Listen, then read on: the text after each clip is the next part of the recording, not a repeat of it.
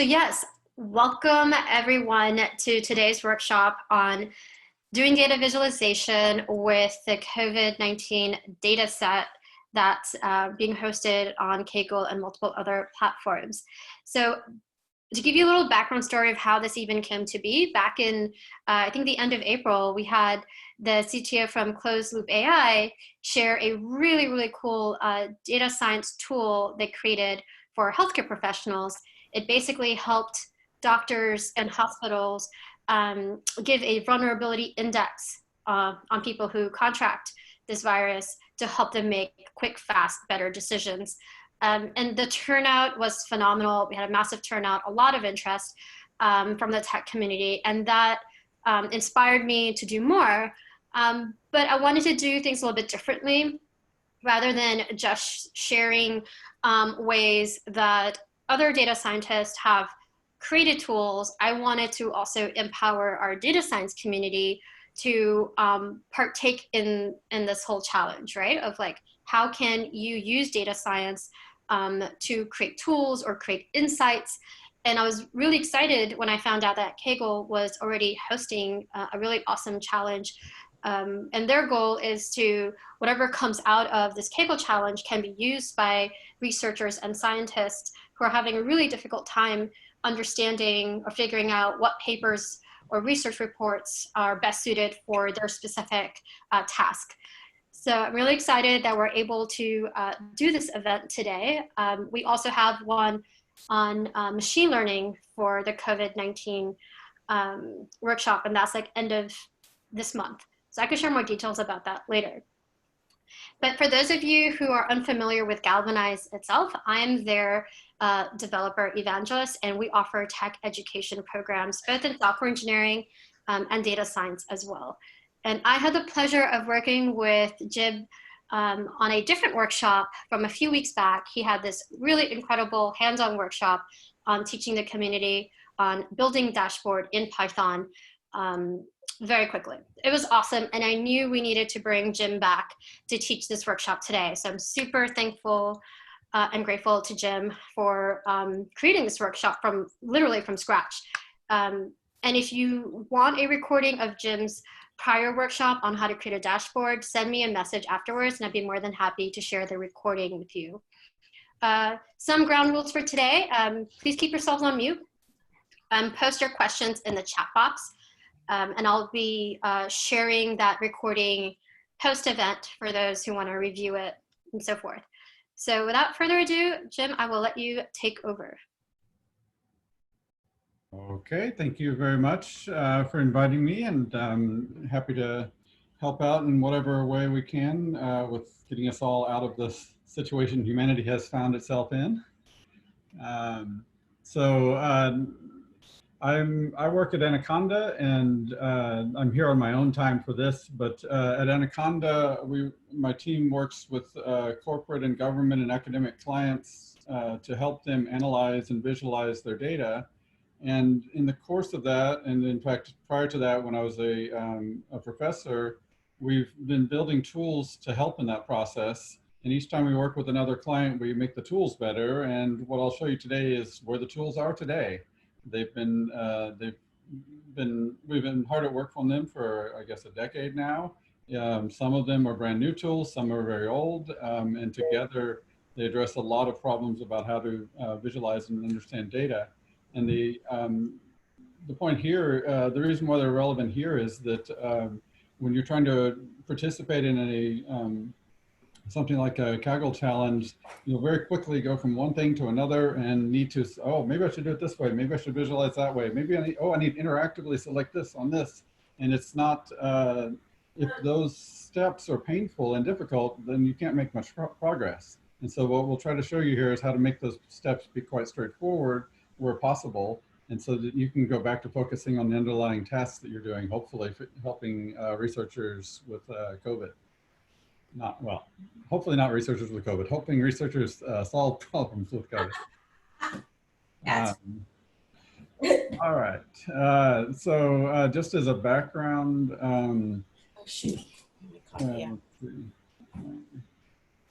well, actually, no, not as a background, just to make sure everybody's getting started. In the chat window, you can cut and paste anything you need from these instructions. They should be on your screen right now. Basically, you need to install Conda. There's this package here. This has the entire contents of everything that I'll show today. So you can run along, you should run along the same things during the talk. If you have problems, raise it in chat. I'm talking, and so if there are serious problems, she'll break in and stop me. Otherwise, hopefully you can help out each other. If you see that, oh, well, I had that problem, but I fixed it, please chime in on the chat to show people how to do that. But inside this project is there's some Jupyter notebooks. There's a specification for a conda environment and a specification for the data file that you'll need for, from Kaggle. And once you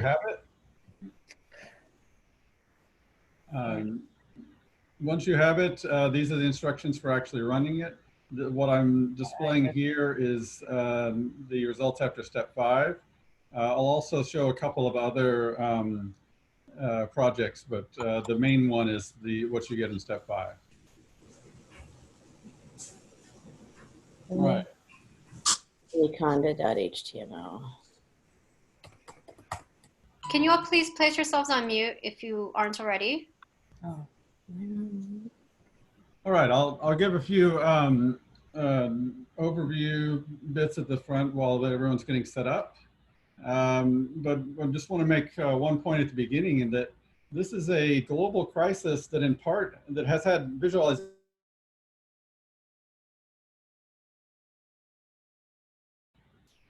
Okay. Oh, sorry, I think I was muted briefly. But this is a crisis that has had visualization.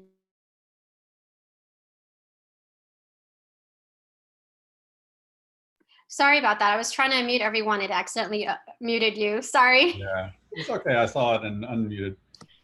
So this probably a good portion of the people in the world have seen this plot on the left, and that's actually just a diagram, not data, but it corresponds to data as it's being collected. And this plot here has directly just driven policy making, and people have collected data and compared to this plot and tried to understand whether they have been successfully flattening the curve. You have a lot of people across the world talking about data visualization in ways they have never done before. A lot of people have also seen this Johns Hopkins dashboard, just showing alarming levels of infection across the world as they've appeared. And a lot of people have also seen comparisons in countries, between countries, and tried to say, is my country doing well? Are we somehow doing better? And then other people have really tried to put it in perspective. It's just like the flu. Well, it's not just like the flu. It's off the charts in so many ways. And so there's just a whole lot of visualization going on. It's like a renaissance of visualization. And that's good, but you have to be really careful, because people all over the world are saying, wow, I can make a visualization. I could analyze some data. I could throw something out there, and people put it out on the web, and it's completely misleading people. So you have to be really careful. It's easy to not quite analyze the data in the right way and confuse everybody and really help people come to the wrong conclusions. So and this is particularly important if you are a researcher or a scientist or an engineer, but you're not in your field. If you're working in some other field, you don't know the pitfalls that people fall into as soon as they step into that field. If they try to visualize geographic data, try to understand disease incidents, there are a lot of ways to misunderstand this data. And so I just want to urge you, whenever you're visualizing anything here, try to keep it simple so that it can actually be understood and so that you understand it. If you're modeling, please don't model something and then tweet about it and pretend that this is what's actually happening. This is a useful model, and you have to stress that this is just a model. It's just an understanding. It's not you have to be very careful with predictions, particularly. People have been throwing predictions all over the place and confusing everybody. And really just try to be humble and try to remember that whatever you're an expert in, you're going to be in an area that is involving things that you are not expert in. So try to reach out to the people who are experts there. Get some feedback before you present this as what the country should do. So really try to be careful. But that said, there's a lot of good that you can do, because we need a lot of eyeballs looking at this data, a lot of people coming at it from different perspectives. Hey, Jim, quick question. Someone said they tried to download the page at Anaconda, but says they need permission to access the data. Let's see if I can see the chat. The download page at Anaconda. Is that for Conda? If so, just do a web search for install mini Conda, and you'll find a page that helps you install it, if that's what that's for. If it's for the other one, then let me just double check and try it in an incognito window so that I don't have any special permissions. Download. Okay, that link is working right now, so hopefully it was about the first question. All right, so what are we here for today specifically? The Kaggle COVID-19 challenge. That's the Open Research Dataset Challenge. It comes with a dataset by that name. And this is, anyone who's done work in science or engineering knows that there are lots of papers that are published by researchers all the time. And since COVID-19 arrived, people have been studying it from every direction with every technique, of really trying to work out what's going on. And this data set includes tens of thousands of papers, which is obviously a lot to sort through. And the task is try to help people who need to sort through them. That's essentially the instruction for this task. And what you have to work with is a metadata file and some data files. The metadata file is one file with 63,000 some odd rows in it. And this is basically one row per entry. An entry is a single publication or sometimes a part of a publication that has a certain author, has title, abstract, and so on. And then the data will, for the cases where there are full texts of the papers available, that'll be in the data directory. To make sure this is feasible for everyone to run, I'm only focusing on the metadata. So this is not that big a file. It can be downloaded. It shouldn't disrupt your network. But the same techniques can be used when working with the full data. So what tools are we going to use? We're going to use we run the project called holoviz. Holoviz is a meta project. We came up with holoviz when we realized we produced several different independent tools that are built on other tools, and it became very hard for people to make sense of how it all fits together. So holoviz is the one-stop shop for explaining how all these pieces fit together. And if you go to holoviz.org, you can there are a lot of tutorial material. And these tools are generally designed with some principles involved for trying to make it easy to work with data, trying to make it remove limitations so that you can plot any size of data, trying to make data more interactive in web browsers. These general principles drive the design of each of these tools. And then as you'll see, it helps you easily make interactive visualizations of large data or small data. And if you click on this link here, it'll take you to the one of the packages that'll cover panel. And if you look at the used by for panel, it'll show you the people who have recently published packages that depend on panel. And if you look at that, there are a lot of people. I don't know any of these people or what they are doing, but they are already using it to explore COVID data of some sort. COVID is the only common term that I see in these. There are a lot of people using it for COVID.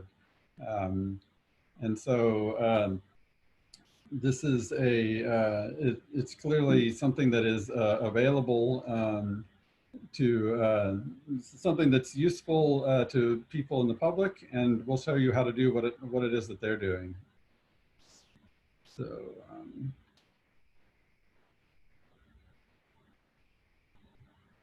okay, so first off, I should pause. Is there anyone else who has completely failed to get anything running but still thinks they might have a chance? If so, now's the time to ask.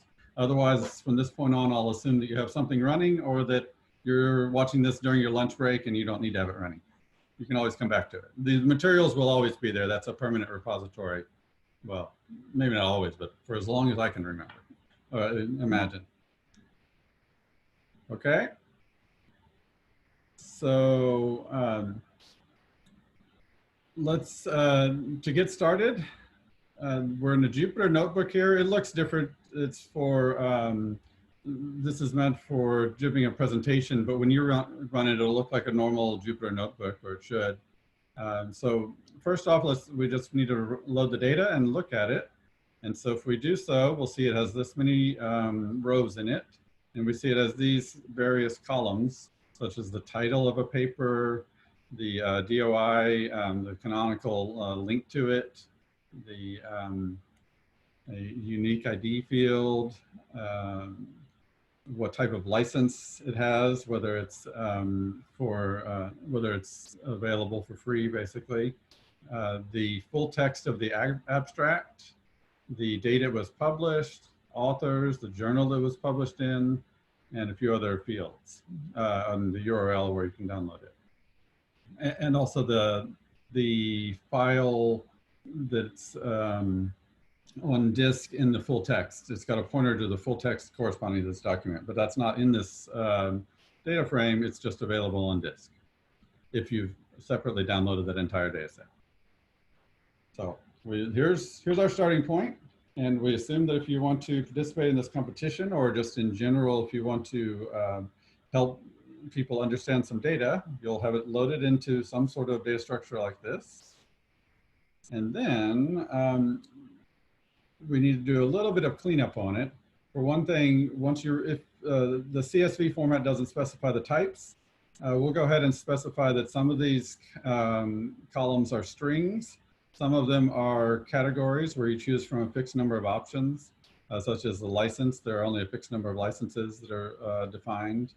Some of them are, one of them is a date, and then the rest are strings. So having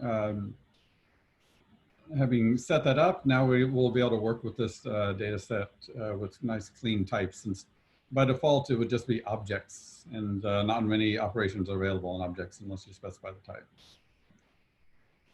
Okay, so let's dive into it. And as soon as you've got a pandas data frame, you can do plotting just like this. This is not using any holoviz tools. This is just out of the box plotting. It's based on matplotlib. It's available to any pandas user.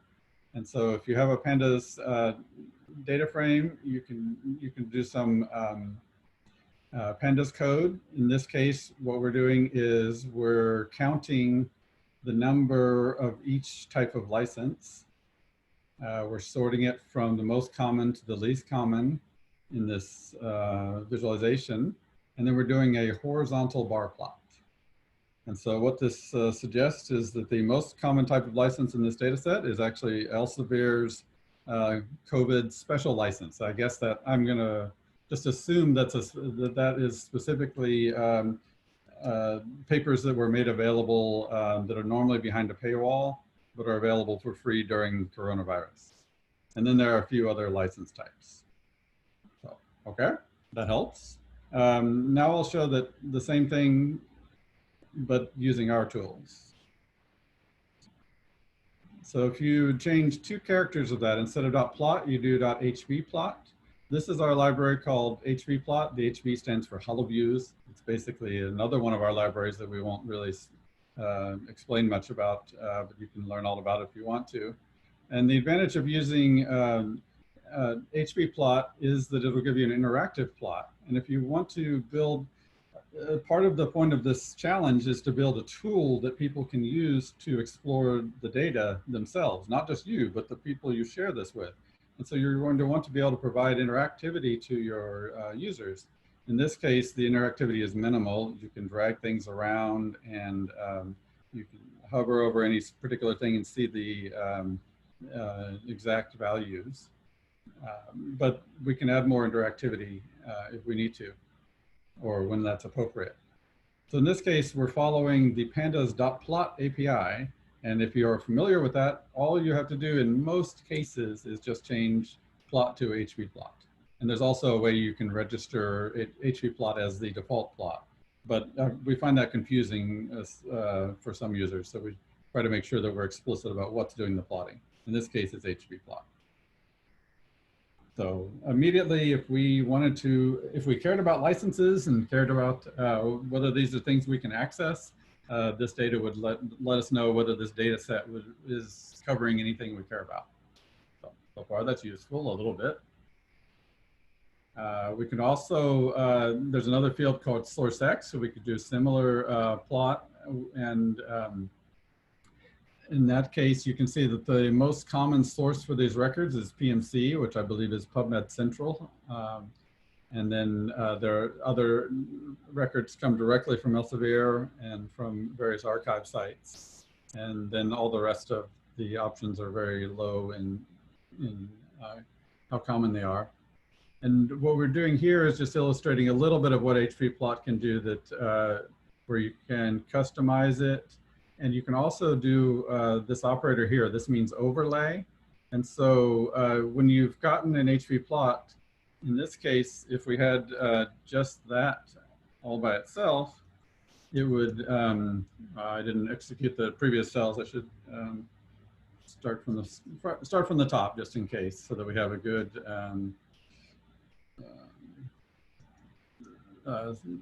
starting point that actually is the same starting point that you guys will have. So I'm just executing each of these cells in turns.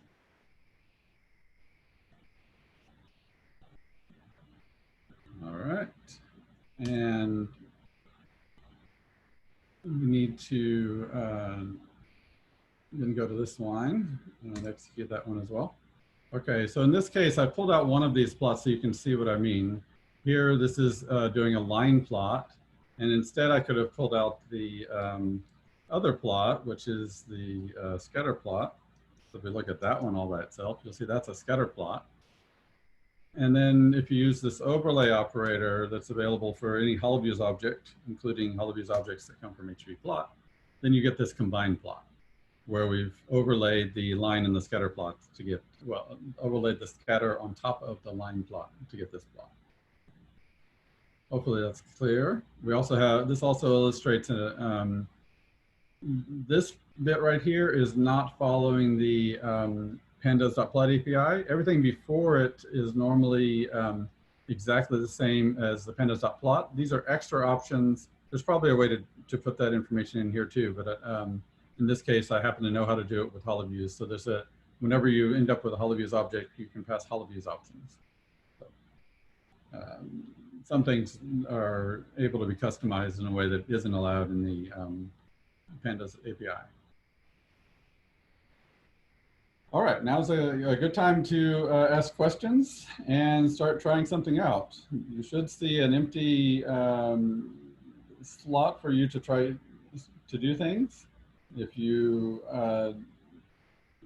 these objects generally support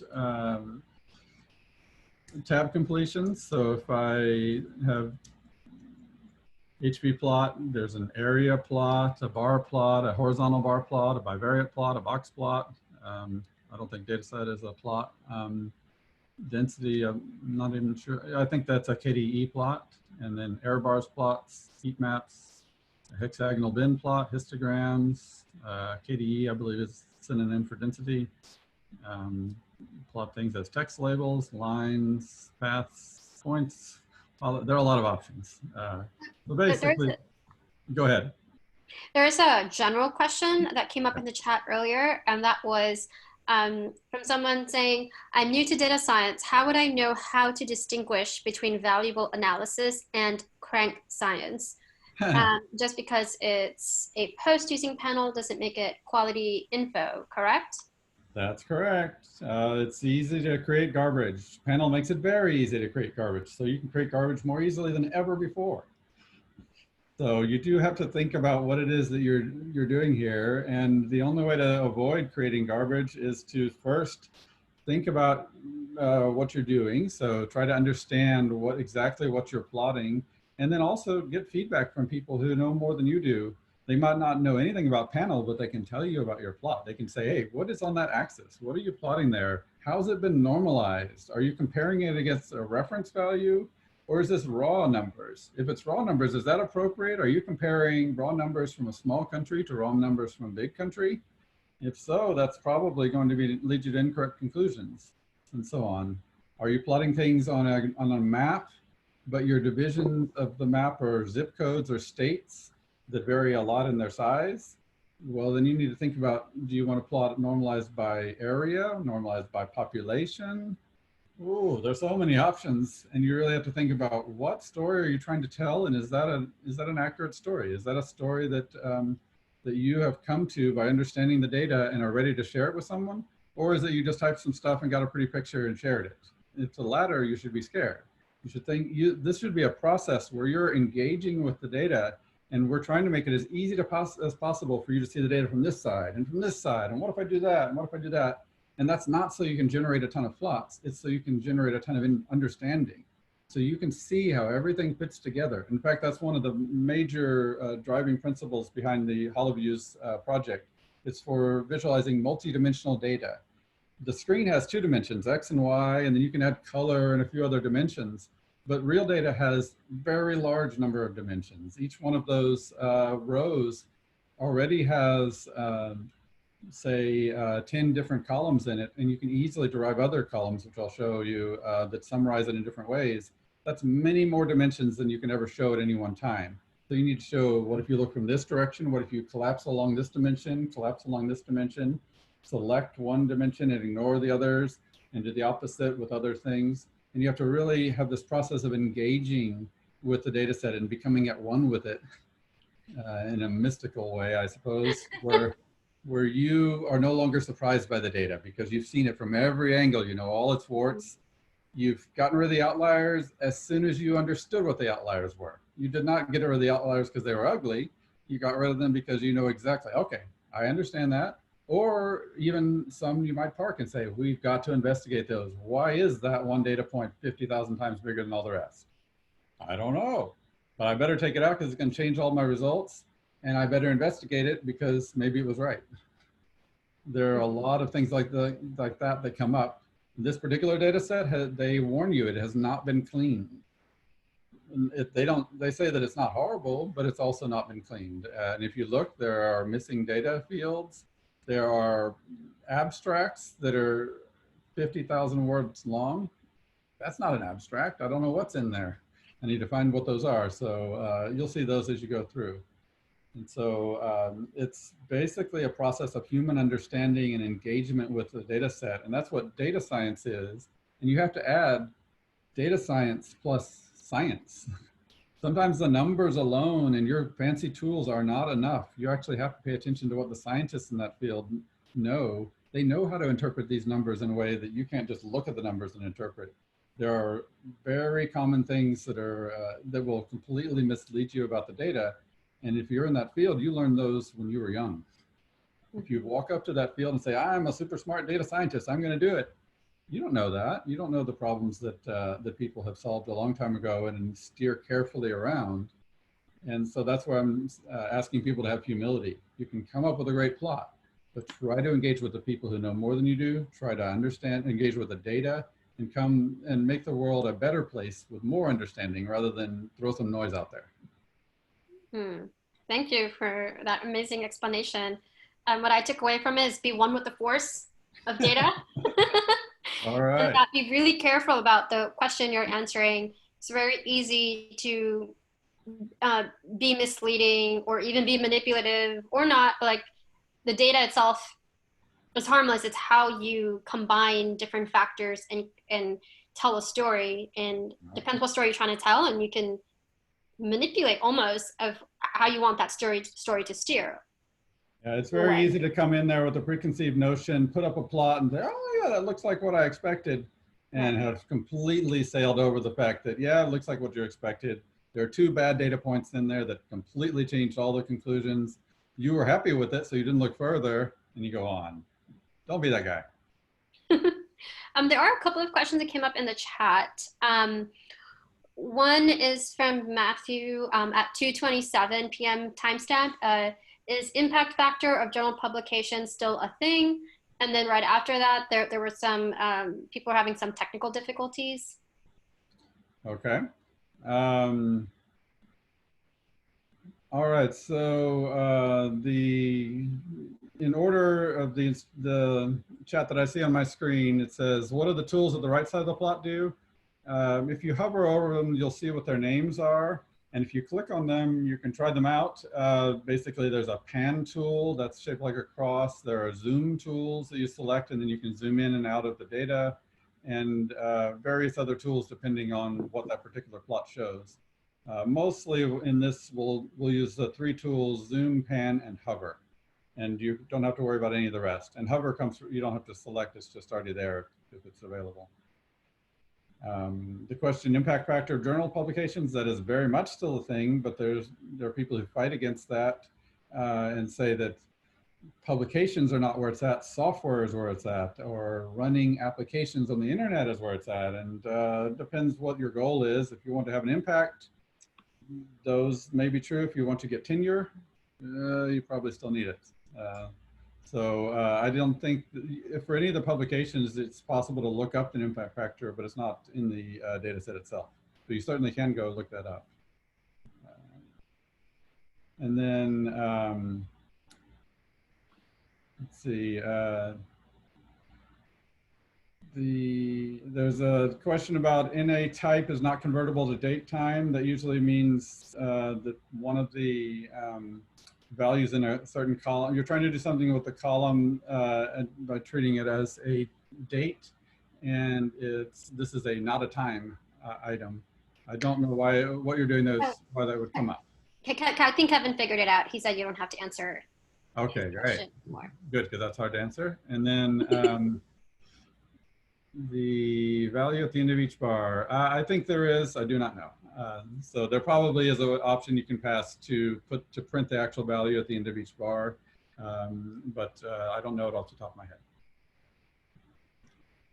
Okay, well, hopefully you either were able to replicate what I had, which is a start, or you're able to see that there's lots more, and maybe you're able to get something working. It's okay, the next section doesn't depend on whether you got something working here. So we'll go on. And then in this, the first plot here is pretty simple, but it's just something useful to illustrate. If you want to look at the journals and you tried to plot all of them, there are 7,400 different journals. And if you did that, you wouldn't be able to read it. That's not too much data. You can plot it, there's no problem. But unless you limit it somehow, it'll be very ugly. I think we can show what happens when there's a lot of them. There you go. That's not very useful. So I limited it to the top 20 so that it'd be readable, and that's something you can do in general, which is just one of the big advantages of hvplot is that you stay in the pandas namespace with everything pandas does. So here, pandas supports this notation, so I was able to tell it, just give me the top 20. Well, in this case, it's kind of the bottom 20, but then when they're plotted, they're plotted top to bottom. So it's a little confusing, but anyway, this gives me the top 20. And that's just, you can use any syntax, any pandas syntax up to this point. This particular one is saying, count the number in each journal, sort it, and take the top 20. So you can put anything there, anything pandas supports. And then if it's been selected down to a small enough set of data that actually is meaningful to plot, then when you do .hvplot, you'll be able to plot it. So that's a general, just a general thing to keep in mind. Use pandas. Pandas will help you figure out what you want to see here. And it's up to you to use those tools to explore and find out what you want to see. Here's here's an example of that kind of analysis. Here we're doing a group by year and trying to understand, okay, we've got this data set. If I wanted to tell somebody how many of these are very recent papers, how many are very old, well, the answer is there are very few old papers. But in fact, this is auto-ranged. So there are some papers from around 1950. but probably only one. And then a few up until the 2000s. And then since the 2000s, obviously interest in this type of disease must have picked up.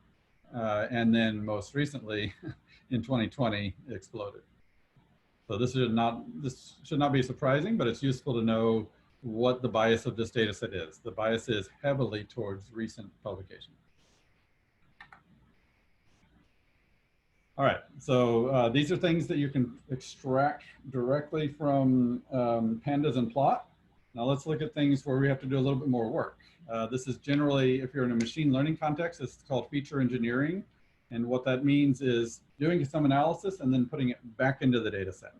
In this case, it's not very complicated analysis, but at this stage, you can do anything you want. If you search for natural language processing, dimensionality reduction, all sorts of techniques can be used at this stage to transform what essentially is a string of words, like the abstract, into something that has semantic content, something that allows you to compare how similar two things are. I'll show you examples of that.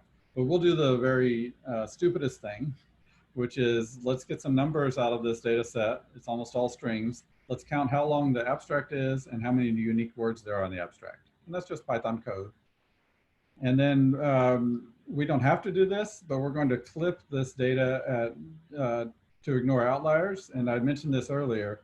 I'm ignoring them here. I don't know what they're for. You can just see that there are outliers. There are lots of things going on in this data set. I don't know what all those very long abstracts are, but at a first pass, I don't want to see them. You'll actually see them show up in the plot, but you won't understand them because of how they're aggregated. I'll show you what that means. But so what we're going to end up with is now 2 more columns. Used to be we had no numeric columns, and we had 1 date column. Now we'll have 2 numeric columns. So if we plot that, you can actually see some interesting things. As a former academic, I can immediately spot some patterns here. This is the abstract word count. Right here is where we clipped it. This height tells me how many, there were 398 papers that were clipped. They had values above 400 words, some of them extremely large. So this little bin here represents all the data that we have no data about. All we know is that it's larger than 400. So always notice that. What about this guy? Well, this is all the ones who have no abstract. What about these guys? There are papers that have 6 words in their abstract. I don't know what. I'd be interested to figure out what those papers are.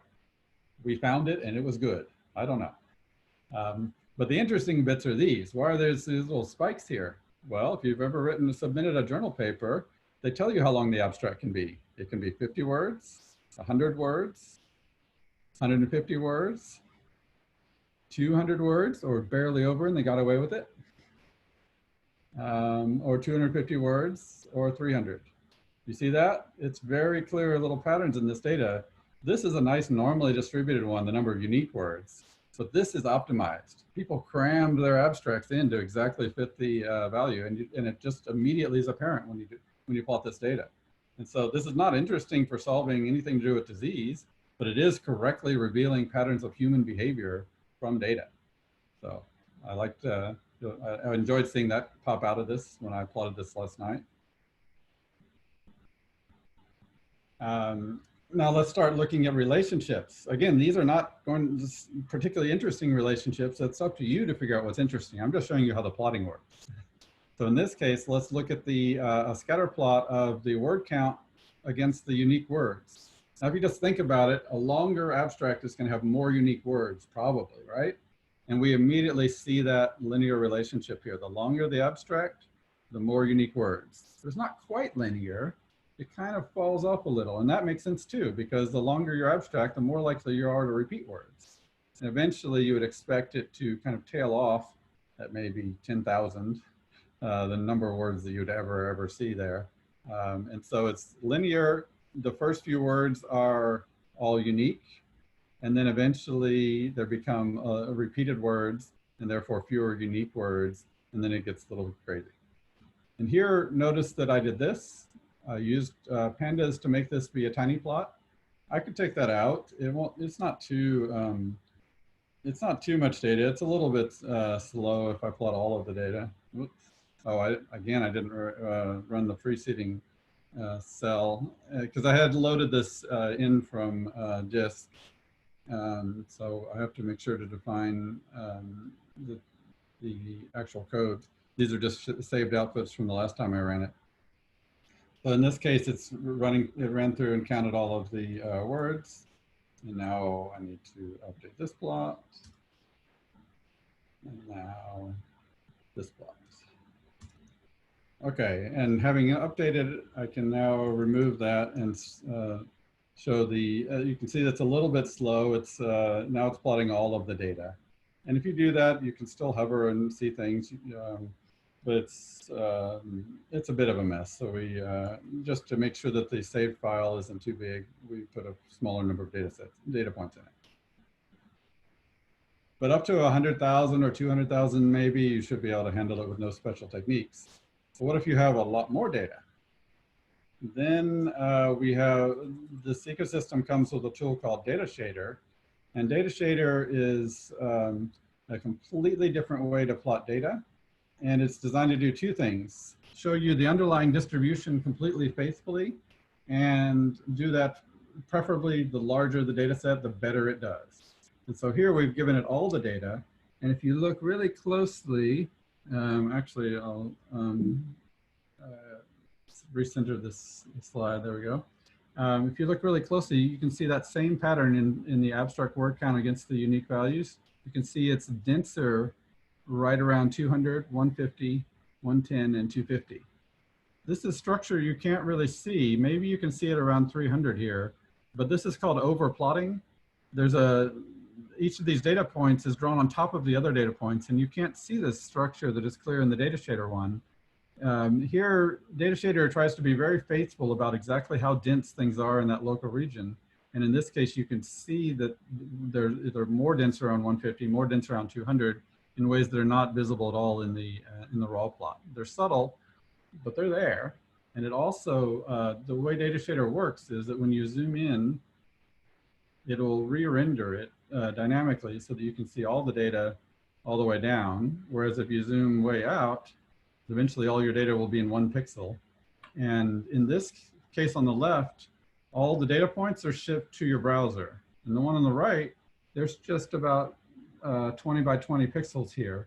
All of the data is all in the same pixel in the Data Shader case, because it's basically sending pixels, whereas in the other case, it's sending individual data points. And so what this lets you do is work with data sets that are much larger than you could otherwise use. Just anything you can fit in Python, including distributed across multiple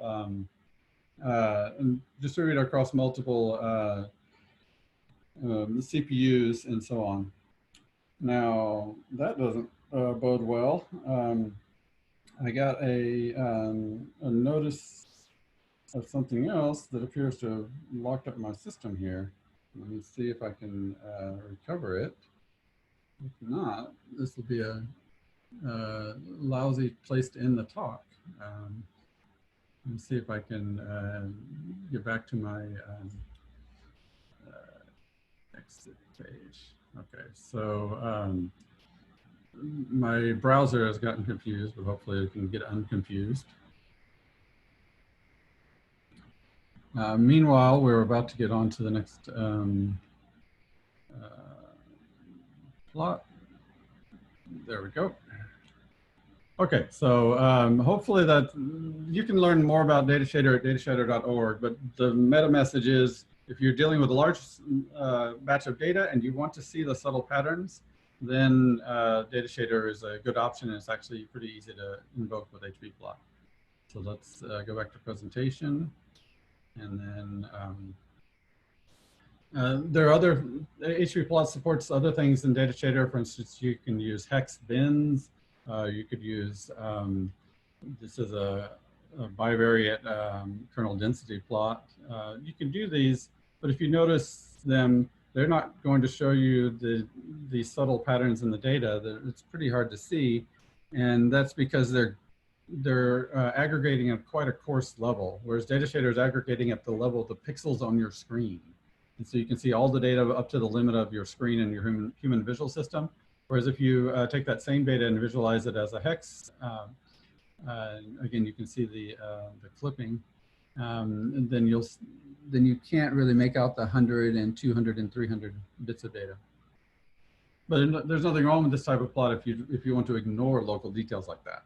Then this is appropriate because it bends on a local scale, and this is smoothed on a local scale on the right. Can I interrupt you for a couple of questions that have come up? Please do. This question is there a relationship between bokeh and holoviz? There are various relationships between holoviz and lots of things. You'll notice this symbol here is a bokeh plot. Everything but the first plot I showed you was matplotlib. Everything else has been bokeh. HV plot generates bokeh plots. It can actually be tricked to generate matplotlib plots.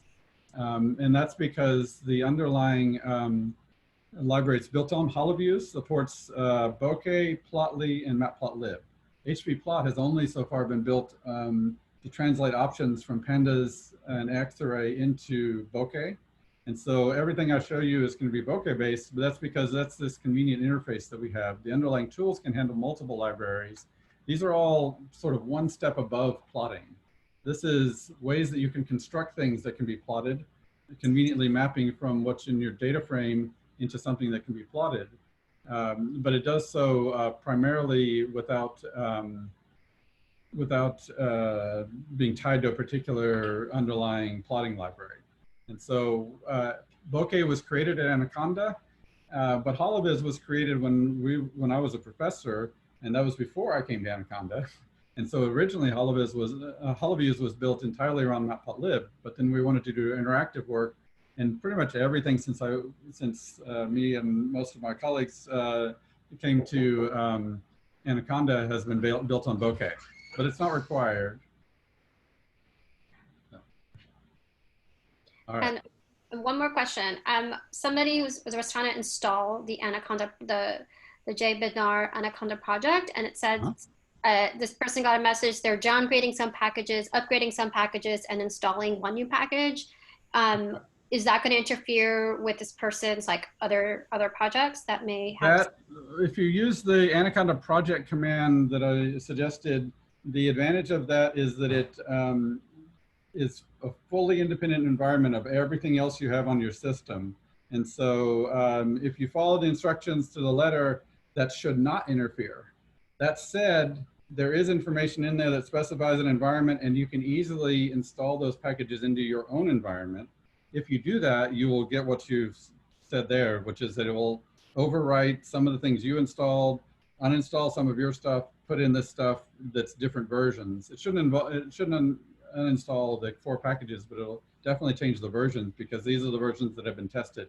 Other versions will probably work. Nothing I'm showing here is new or experimental, but in any case, you should be able to run it exactly as specified with anaconda-project. You can probably run it in your own environment with just whatever version you have. But also, if you try to put the project into your own environment, you'll end up with different versions. All right. Well, my daughter has interrupted slightly. Yeah. All right. Okay, so following on the theme of getting progressively more complex plots, this is a particularly useless plot, but here we've taken the first 10,000 data points, and then we've done a scatter plot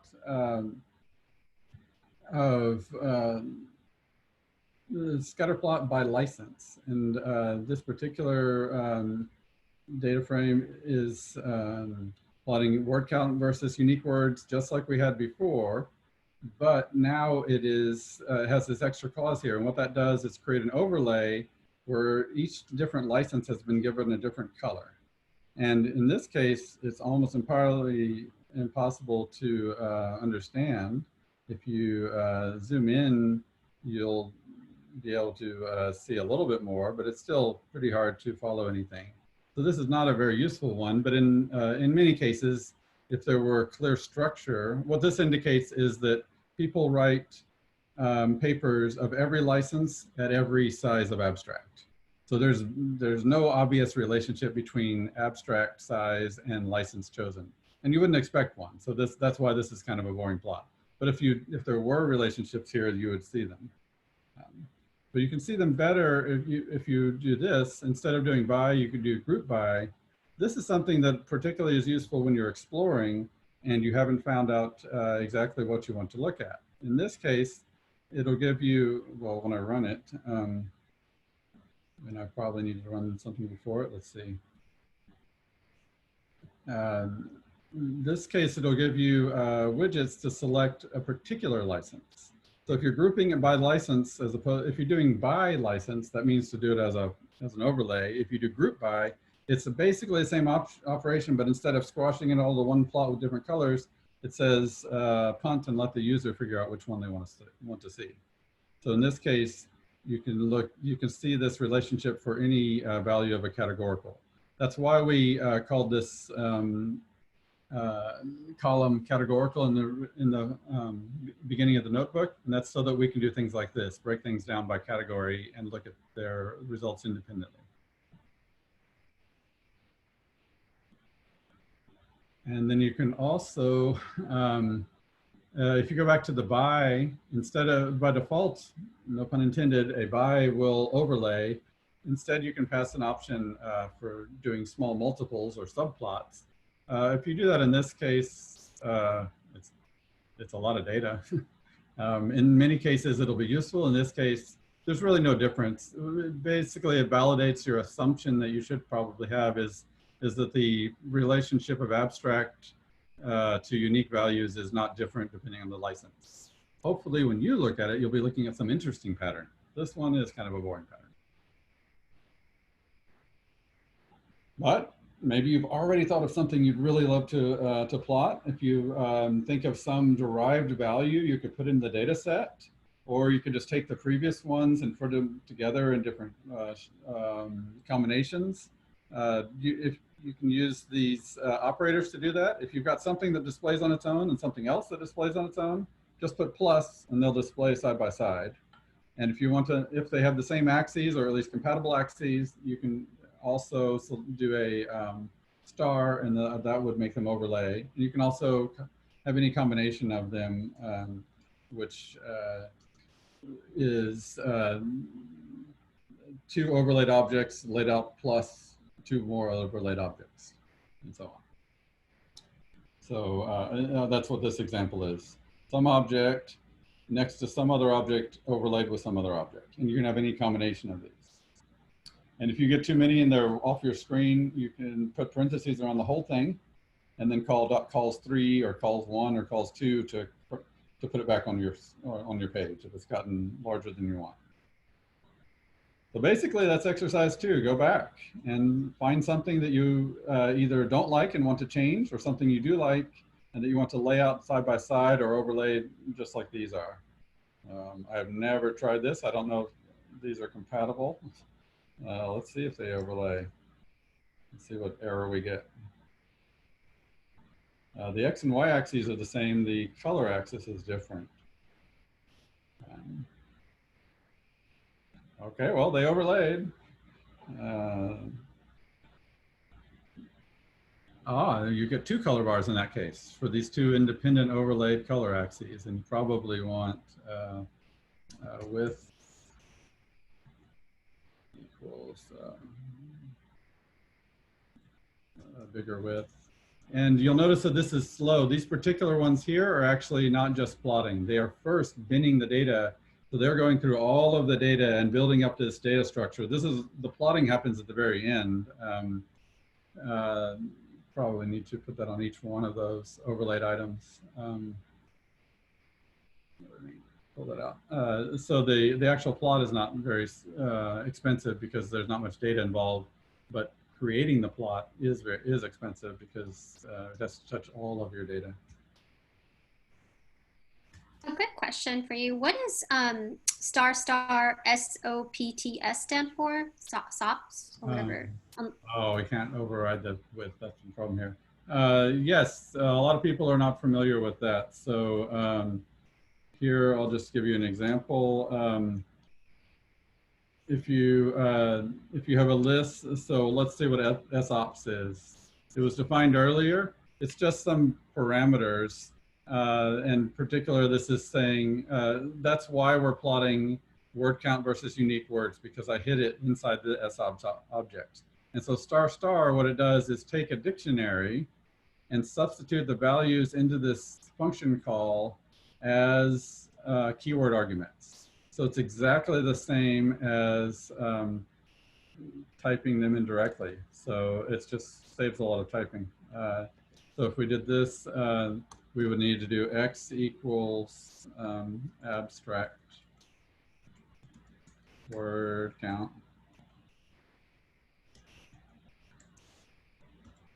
And then y equals abstract, etc. And so all it does is substitute the value of a dictionary into an argument call. And so I tend to use that a lot, and it tends to confuse people when I use it. But hey, otherwise you have to type all this stuff all the time.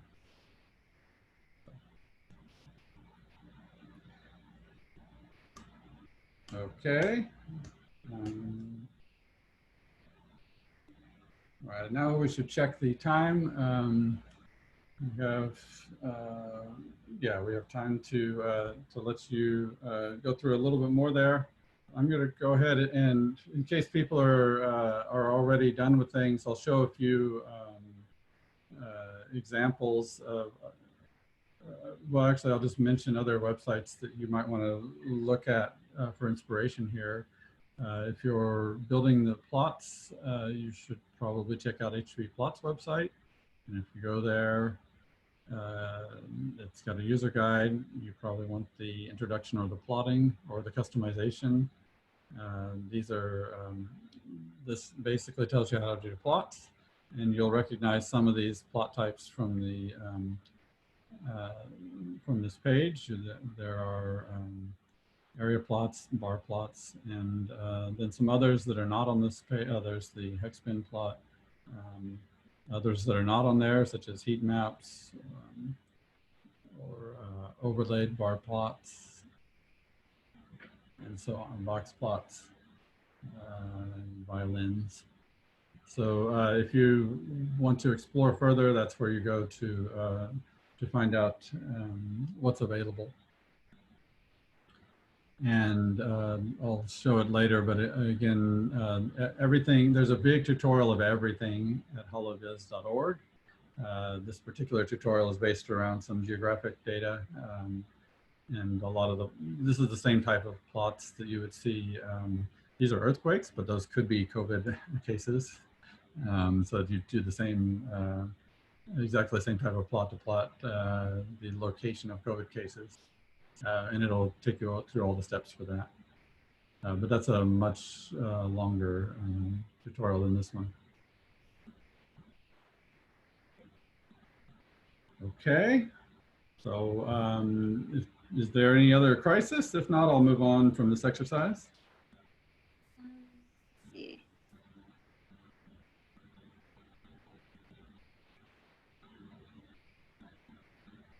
Okay. Well, feel free to break in if there's a good question or an issue.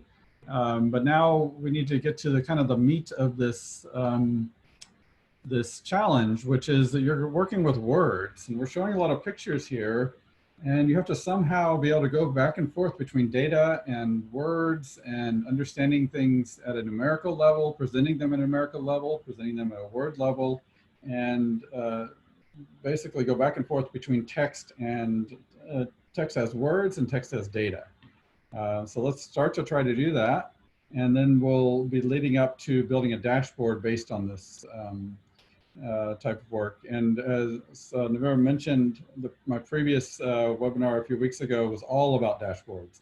So basically we'll get you as far as entering, being ready to watch that one by the end of this. So we'll briefly touch on dashboards. But we have this other resource, and also at panel.holoviz.org and at holoviz.org, there are a lot of materials on going further with developing apps and dashboards. So meanwhile, let's basically start to work with the words. In this case, we're going to take all the words in the titles of all of these 60 some odd thousand papers, take all the titles, split them by space, which means to get each of the individual words, and then concatenate them all together, eliminate all the ones that are 4 characters or smaller, that like the and of and, gets rid of all the, gets rid of most of what are called stop words, words that don't convey meaning or just for their function. And those are usually ignored when you do natural language processing work of this type. In any case, I didn't want to load a separate library for it, so I just did the cheapest, easiest thing I could think of. Get rid of the short ones. If you do it for real, you'll want to load a list of stop words because there aren't that many. And particularly you want to think of stop words as being both for English text and also for papers, like the word paper is a stop word. In this case, it would convey no meaning to say paper or author or abstract or any of the things that are about the function of science writing as opposed to the underlying disease. So you'll want to get a list of those words and get rid of all those as well. But in any case, we're not doing that. We're doing the simplest thing here. Let's go back to the full screen so you can see all of it. So here, let's just get the most common 5-letter or longer words in the titles. And lo and behold, what is the top word that's common across all of these? COVID-19. That probably had some reason for, there's probably some reason for that. After that's coronavirus, respiratory. Here, notice that I have not distinguished by case.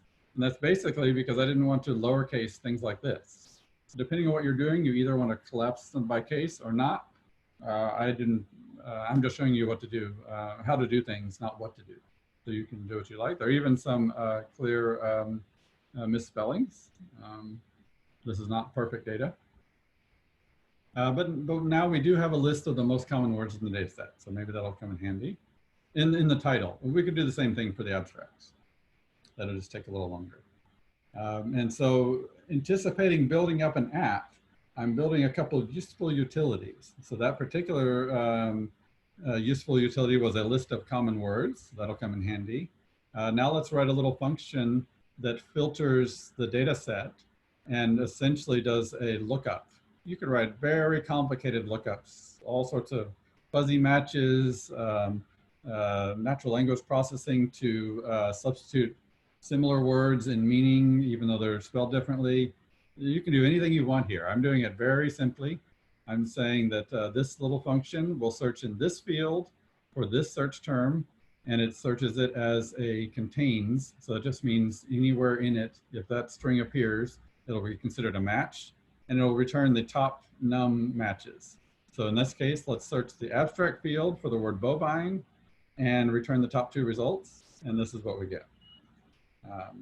And so we've got all of the data available. We have all of the columns, but only 2 of the rows. So 2 that I only asked for 2. You can ask for as many as we want. So let me make sure we have actually run that previous one. I think we did. Yeah. Yes, we did.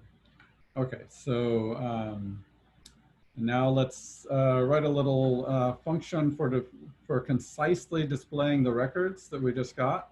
In this case, I wrote a bit of HTML. I'm an old hacker and I know HTML without ever having to look it up. You don't have to use HTML for this. You could use Panda's own data frame. I used HTML because I didn't want to look up how to make a link clickable in Panda's data frame. You can do what you like here. This is just any way of displaying things. And now this is actually, if you look at the bottom of the screen, this is now a link to that specific article. So the previous function here gives you a way to search, and this next gives you a way to display the results. Okay, these are all useful. These have nothing to do with dashboarding per se. Here I happen to load a command from MyPython that lets me display an HTML string. We won't use that again, but that just tells you what the output of this function is in this case for that cow query. Okay, and now let's build a dashboard. This is the entire dashboard. Let's first show you the dashboard and then we'll go back to the code. because it doesn't make any sense without the code. So here's the dashboard. It's called Lit Searcher in this case. And if you look at this, you can see what it does. It searches the given field. Oh, I'll have to execute it again. Sorry for leaving that confusing. Probably have to go back to another one. Yep.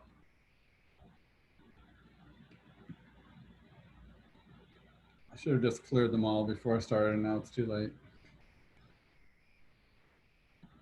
Okay, so in this case, we're looking at a little dashboard. In this case, it's embedded in the Jupyter Notebook, but I'll show you that it doesn't have to be.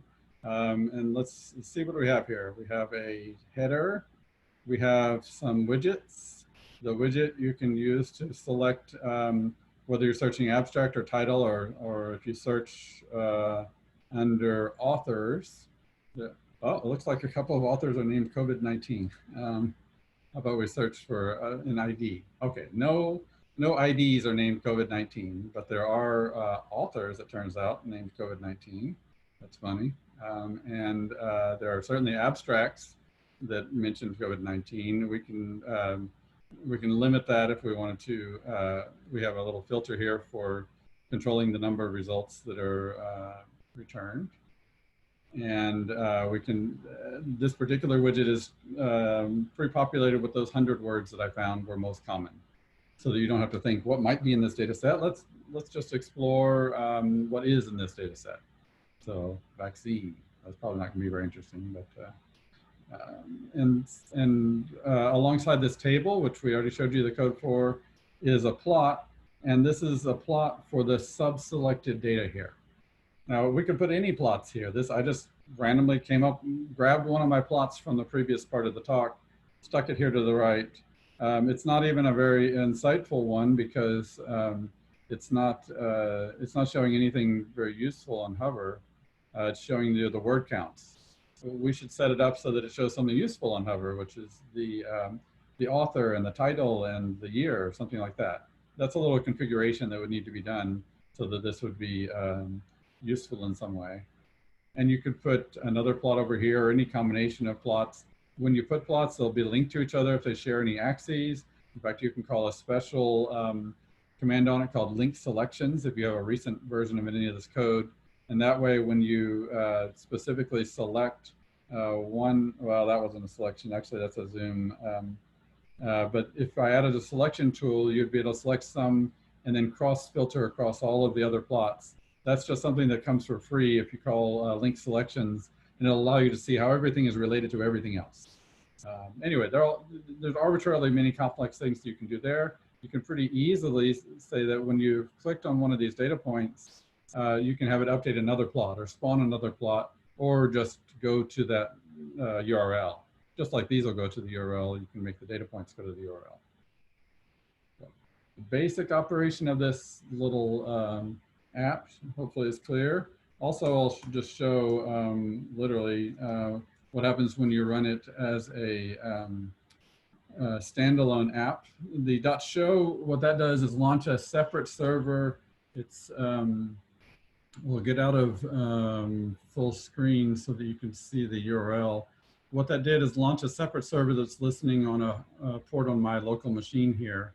And this is the final outcome of this notebook, which is a shareable. If I pass that around to anyone who else was logged in, they'd be able to visit that same URL and see this app. And they would get their own copy of it with their own state, their own things that they could drag and explore. And they would see it like a website, basically. But we don't need that. Now let's go back to, oops, that's the wrong one. I think I just closed, oh, it's over here.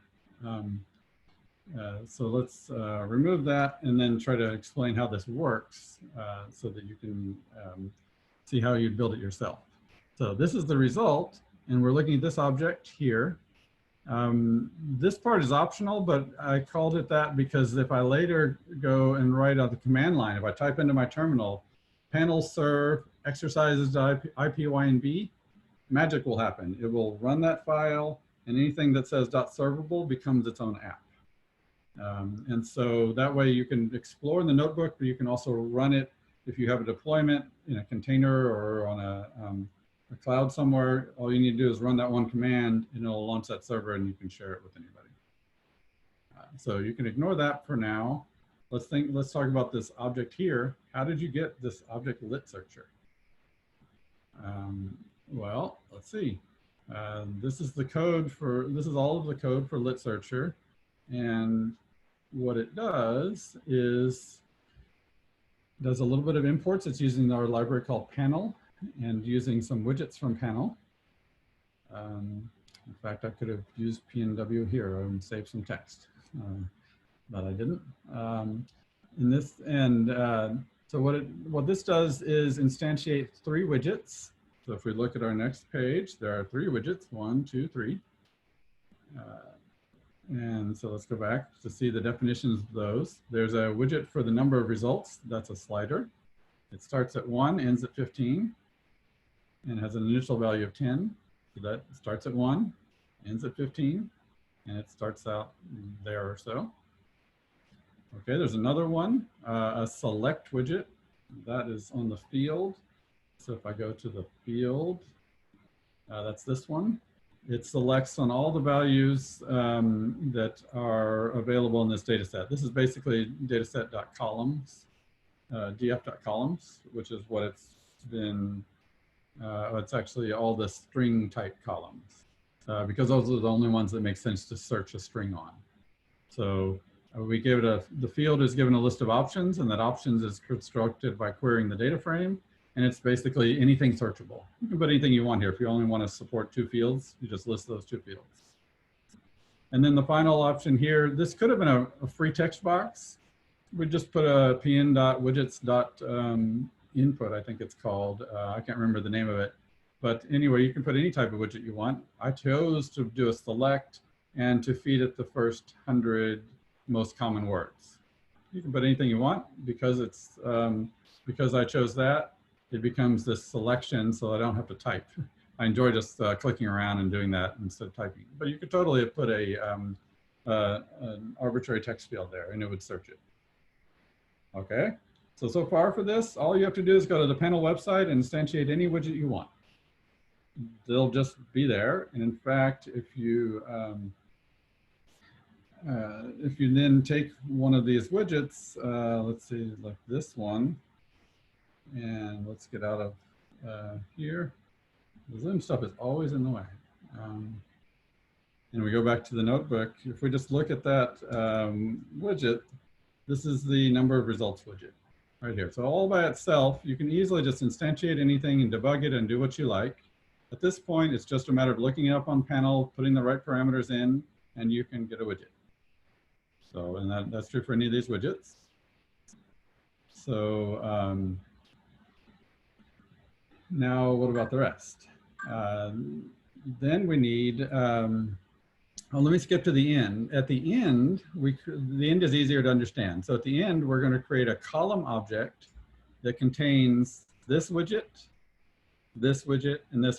So this widget is just a column of widgets. And so again, if I went back here and inserted the cell and typed widgets, that would be all 3 widgets now, and they're all happily alive and whatever. So that's a collection of widgets, right? And then the last bit, so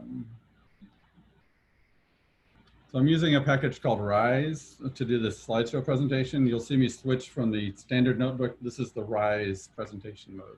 That's why everything gets really big and you can actually read it. Okay, so here we created this widget object, and then finally we created this lit searcher object, which is a column that has some text in it. It's a combination. In this case, I just stuffed in some HTML and some Markdown, and that works. And then it's a column of some text, some widgets, and the results, and this object search results, which is here. And that's what, you can see that there's a column of widgets and a column of these other things, and that's what we end up with in our app. Which I have now messed with outside of this, so it'll look funny now. Well, that app is still paying attention to those widgets I was just messing with. And all right, this is the last bit, and in fact, the last part of the talk, which is that if you want to, this is where the meat of your work comes in. You can easily do this and just put any widgets you want. Just think of what you want to control anything. And then you write a function. And for each of those functions, you just write a function like this. Every widget should show up in this depends list and this function, this list in order.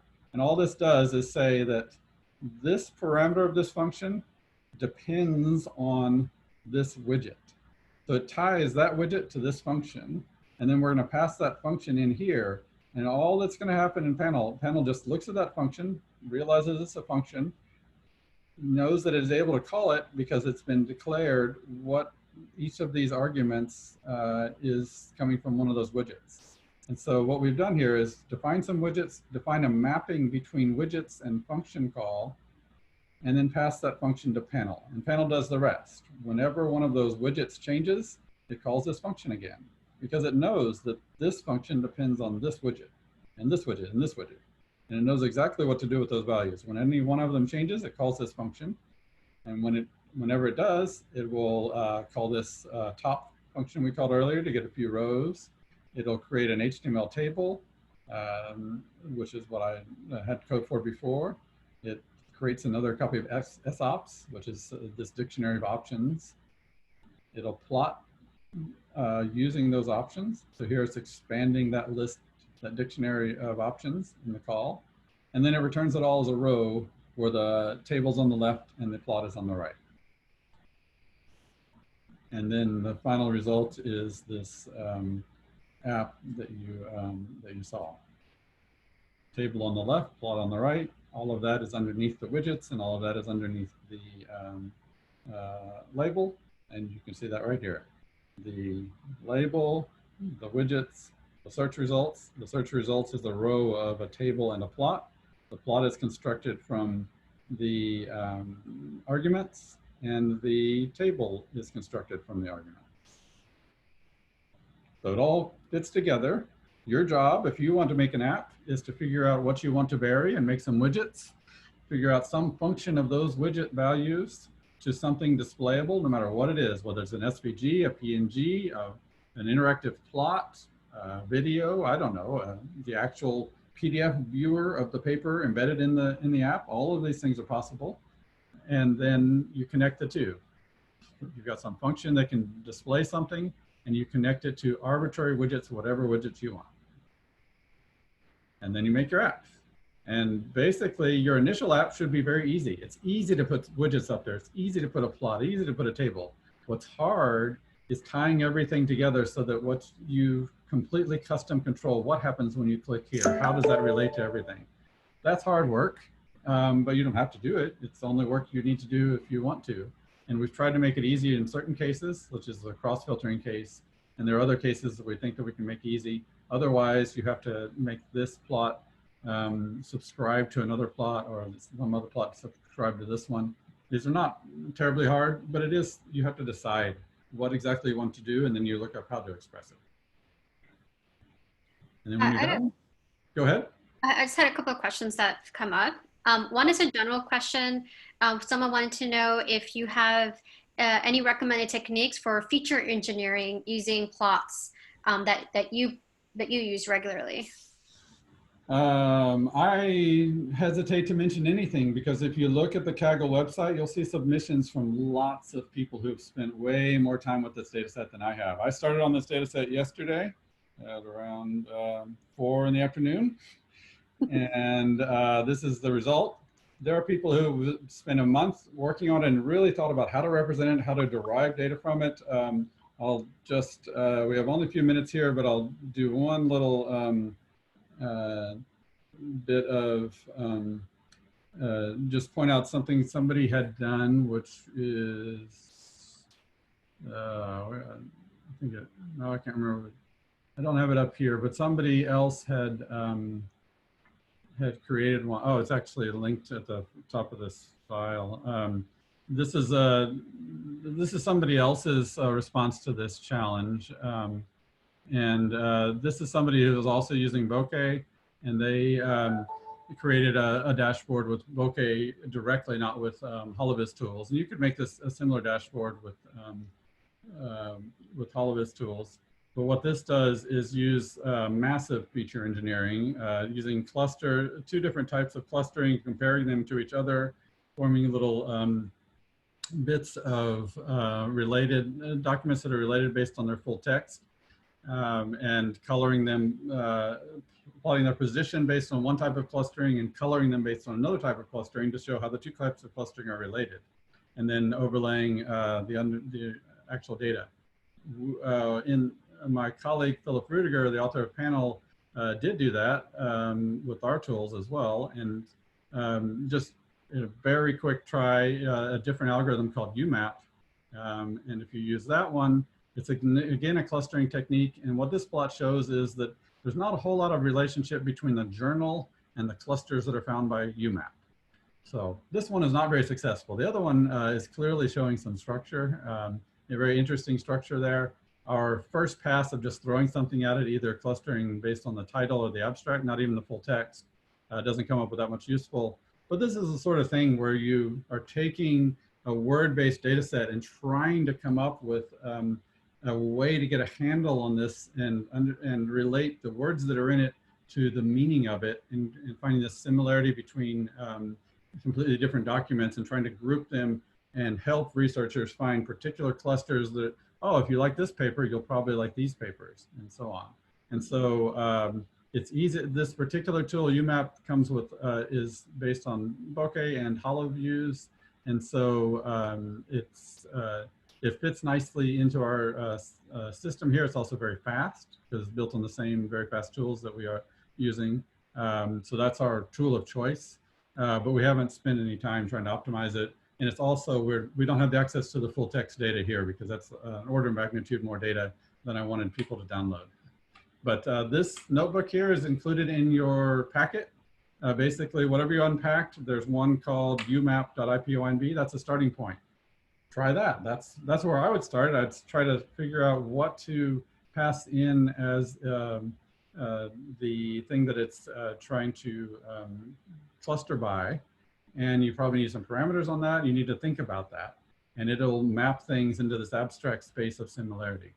And there are lots and lots of other things, but don't trust me, trust the other participants in the Kaggle who go before you. Look at other similar Kaggles that have to do with doing text similarity. There's a lot of information out there. I briefly was doing work like this in my master's, but since then I've left that all behind. We work on numbers, not words nowadays.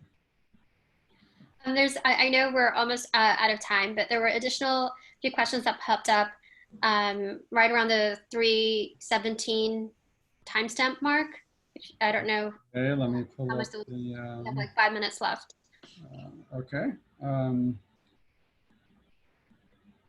How does, I'll just, in the order I see them, if I can get to them as quickly enough. How does Rise differ from Reveal.js? This is, Rise is built on Reveal.js. It's just a very convenient Jupyter interface to it.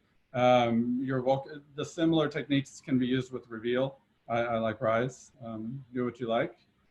Can you have a responsive web design? Yes. In fact, if you saw the underlying app, it was changing the shape of that plot as I changed the table. It was actually responsive to the shape of the table. You can have it be responsive to the shape of your page.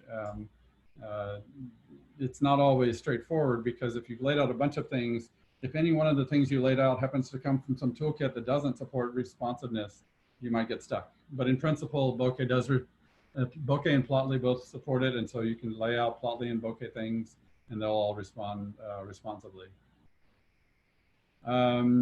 Yes, here the question here is about basically what we did is make one callback that returns a whole big clunk of data, the table and a whole brand new plot. And whenever you change one of the widgets, you get a whole big clunk of data. It is possible to specifically update individual parts of the plots. It takes a little bit more code, but if you do that, you'll have much more responsive plots. And if you go to the examples.pybiz.org, there's going to be lots of examples there of of cool stuff built using these tools. It'll say panel on it if it's illustrating these. And particularly if you go to the Dataset dashboard, you'll see a 30-line program that specifically ties every single one of these widgets to exactly the one change that's necessary in the plot. And you'll see how to make that, that very precise mapping between doing only the minimal amount of work that's determined by that particular widget. And so, yes, it's just beyond what we can explain in this intro talk, but you can totally do that. It is possible. Okay, and there's yes, there's a free service to run this online. A lot of people do Heroku. If you search for Heroku and panel, and maybe Heroku panel holoviz, you should see some examples. The panel website also has a, the user guide has a server deployment section. You can embed panel apps in Django if you want a full featured website with like a shopping cart. You can do that. Server deployment is about deploying it on AWS or free Heroku app, or you can use my binder. Those are both free. And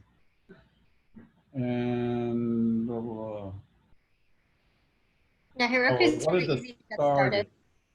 Sorry? I was gonna say Heroku is super easy to use, and it's free. The only thing is it might be like a few seconds lag before it uploads because it's free, but there is a paid version that's like $7 a month, and the website will pull up right away. Just wanted to say that. Yeah, and the same is true for Binder. It's it definitely is a tragedy of the commons. Depends how many other people are using it. There's one last question I have time to answer. The star is an overlay operator. So if you have two plots that each individually display just fine, you use the star to overlay. Oh, somebody already answered that. Thank you. Okay. Yeah, and the drop-down option is by group by instead of by. All right, Anaconda alongside pip. You can, used to be that there was tricky because Anaconda didn't know about the pip things and pip didn't know about Anaconda.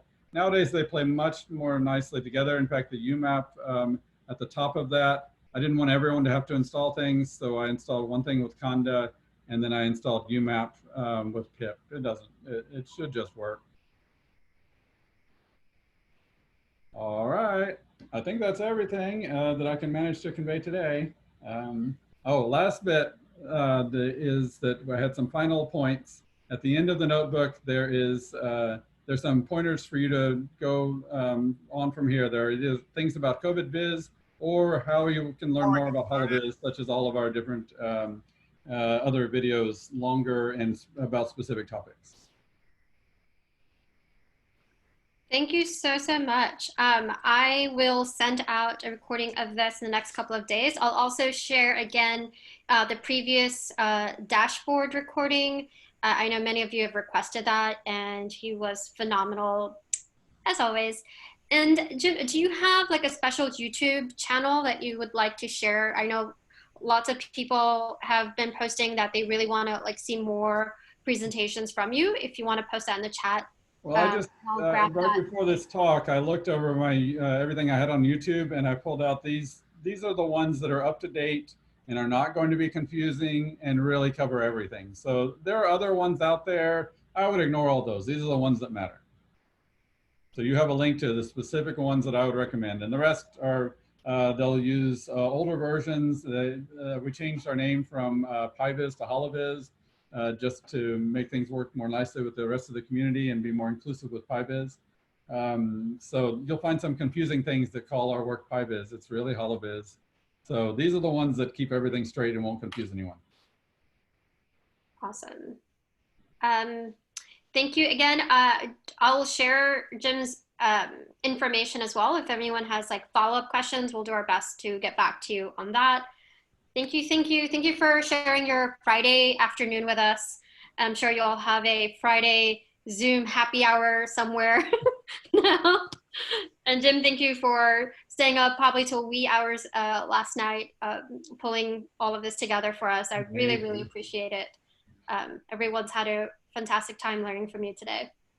Great, thank you for inviting me. Absolutely. Have a wonderful weekend, everyone. I'm going to be logging off now. Goodbye.